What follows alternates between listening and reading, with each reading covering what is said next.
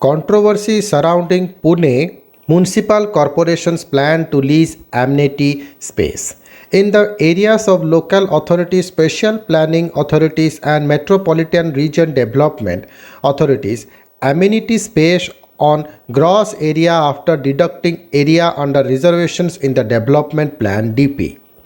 The Standing Committee of the Pune Municipal Corporation on Wednesday gave a go-ahead to a policy decision of leasing out amenity spaces that would have a long-lasting impact on the development of the city. The ruling BJP is pushing for it while the opposition NCP and Congress has come out against it while urging people to oppose it. There is opposition from civic activities as well. So what is the policy decision and how would it impact the development? What are amenity spaces? As per the Unified Development Control DC rules, it means a statutory space kept in the layout to be used for any of the amenities such as open spaces, parks, recreational grounds, playgrounds, sports complex, gardens, convenience shopping, parking lots, primary and secondary schools, nursery, health club, dispensary, nursing homes, hospital, sub post office, police station, electric substation, ATM of banks, electronic cyber library, open market, garbage bin, assisted living and hospice together, senior citizen housing and orphanage together, project affected persons housing, auditorium, conventional center, water supply, electricity supply and other utilities and their services. Provision for amenity space in DC rules. In the areas of local authorities, special planning authorities and metropolitan region development authorities, amenity space on gross area after deducting area under reservation in the development plan. It has to be provided by the owner or developer of the land.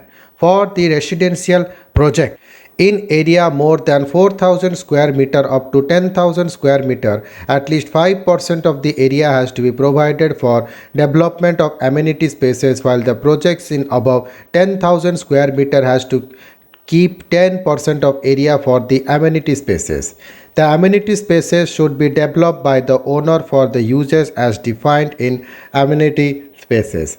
However, the authority may insist on handing over the amenity space to the authority. If it is required for garden or playground, municipal school, municipal hospital, fire brigade and housing for project affected persons. PMC plan on amenity spaces. Leasing out amenity spaces for 30 years and extending it to 90 years after the approval from the state government.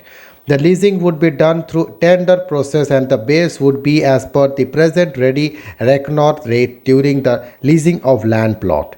It would be mandatory for the private agency to use the amenity spaces for the purpose mentioned in the DC rules.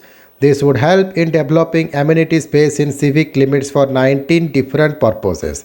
It would ensure the amenity spaces are developed with the participation of private agencies and provide a revenue source to the civic body, said Hemant Rasane, chairperson of the standing committee. BJP for leasing the amenity space. The amenity space remain vacant for long and are misused by public. The development of amenity space is started only after deciding its purpose as per the need of the area and consent of the local corporator. Further, the PMC developed its phases stretched over years as per the availability of funds. The civic administration has to take into consideration the possible expenditure for maintaining the civic amenity in future and also the increase in manpower for handling it. Also, the PMC has to spend additional money for equipment and items for the civic facilities developed on amenity space. The leasing of amenity space would ensure development of them as early as possible and stop the misuse of vacant land. It would help the PMC have a new revenue source, said Rasane. Estimated revenue from leasing amenity spaces. The PMC has 270 amenity spaces that are vacant and enable the civic body to get a total of rupees 1753 crore in lump sum if leased for 30 years. Thank you.